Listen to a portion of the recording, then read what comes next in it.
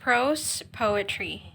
In this genre, I have chosen the poem Be Drunk by Charles Baudelaire. This poem, Be Drunk, is one of the poems published in his 1869 collection of short prose poems called Les Spleen de Paris, or Paris Spleen.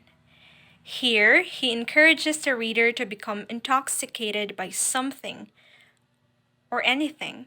Some may argue that he suggests this because of how difficult it seems to deal with the harsh reality of sobriety. So he suggests that we should seek out addictive distractions. So here is the whole poem of Be Drunk by Charles Baudelaire.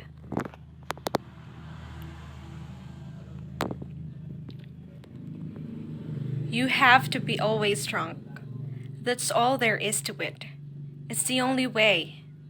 So as not to feel the horrible burden of time that breaks your back and bends you to the earth, you have to be continually drunk.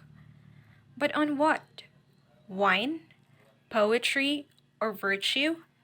As you wish, but be drunk. And if sometimes on the steps of a palace or the green grass of a ditch, in the mournful solitude of your room, you wake again, drunkenness already diminishing or gone. Ask the wind, the wave, the stars, the bird, the clock, everything that is flying, everything that is groaning, everything that is rolling, everything that is singing, everything that is speaking. Ask what time it is, and wind, wave, star, bird, clock will answer you. It is time to be drunk. So as not to be the martyred slaves of time, be drunk. Be continually drunk, on wine, on poetry, or in virtue, as you wish.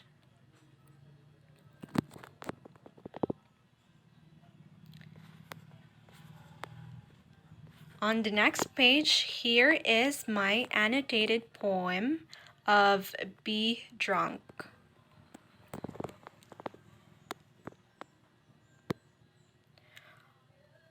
On the first line of the poem, you have to be always drunk, that's all there is to it. It's the only way is a hyperbole. Okay. Is a hyperbole. The time, which is highlighted in green highlighter, is capitalized. Time, as if it is a proper noun. Baudelaire personifies it as a tyrant whose influence dominates the city dwellers.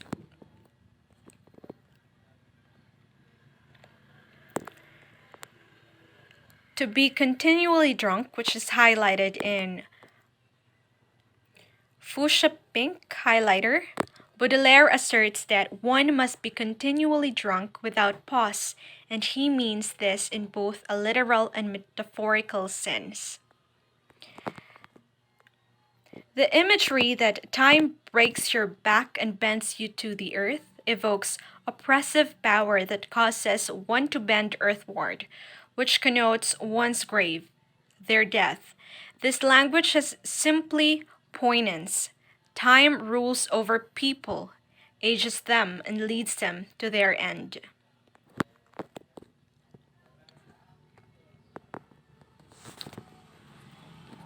So as you can see, there is a highlighted word on blue highlighter. It is the word virtue. With the notion of being drunk on virtue, he employs irony, as drunkenness is generally regarded as sinful.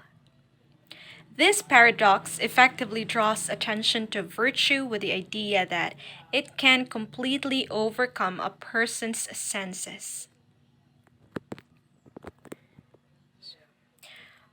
For the last paragraph of the poem, The line, "On the steps of a palace or the green grass of a ditch, in the mournful solitude of your room."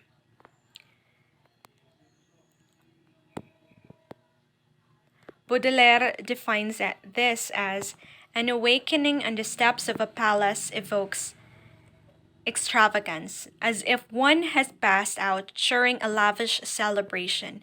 Awakening in a ditch evokes disorientation. Awakening in one's bedroom is dull and lonely. Perhaps this is to convey that where you are when you awaken from drunken sleep is unimportant.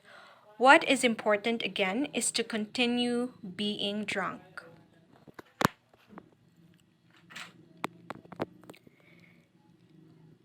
And the highlighted line with blue highlighter asked the wind, the wave, the star, the bird, the clock.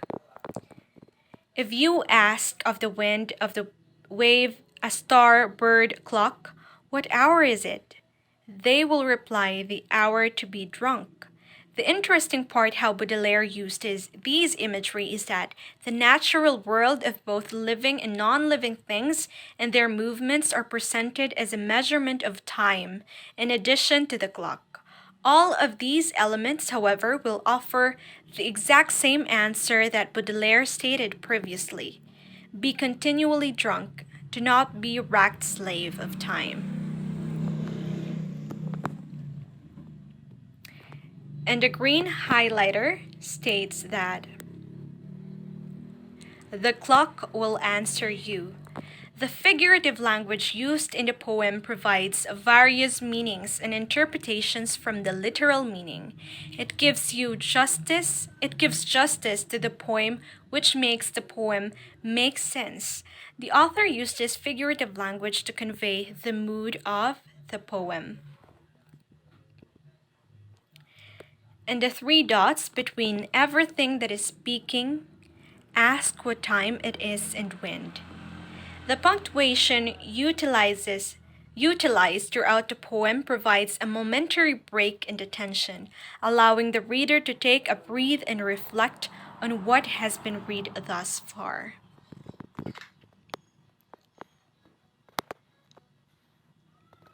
And the line, "Be drunk." The poem "Be drunk," or the act of getting drunk, is used as a metaphor for the various coping mechanisms a person may use to get over the pain they may experience during their life every day. While the last highlighted words with yellow highlighter, "Be drunk," "Be continually drunk," the writer employs it as the author used it as to convey the mood of the poetry that makes the reader feel is being enthusiastic. Charles Baudelaire shows us the optimistic side of being drunk.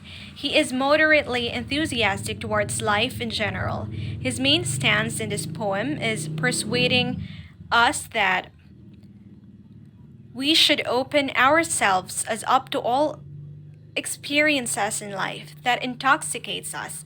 We should let things in that rush our senses and overpower us, because being restricted to our own minute reality is depriving and dismissal. He is clear in his thought that we should not waste our time doing things we do not really appreciate. So be drunk, be continually drunk, on wine, on poetry, or in virtue, as you wish. The theme of the poem "Be Drunk" is being drunk. Drunkenness becomes the central theme because being drunk allows people to lose their attention to time. Baudelaire's poem expresses a dislike for time's overwhelming impact on daily life. Baudelaire manipulates this reason to point out the central theme of the poem, which is being drunk. People dislike the overwhelming impact of time on everyday life, which has been amplified by the modernization of Paris, as well as prior decades of industrialization and growing urbanization. Being drunk allows people to lose their attention to time.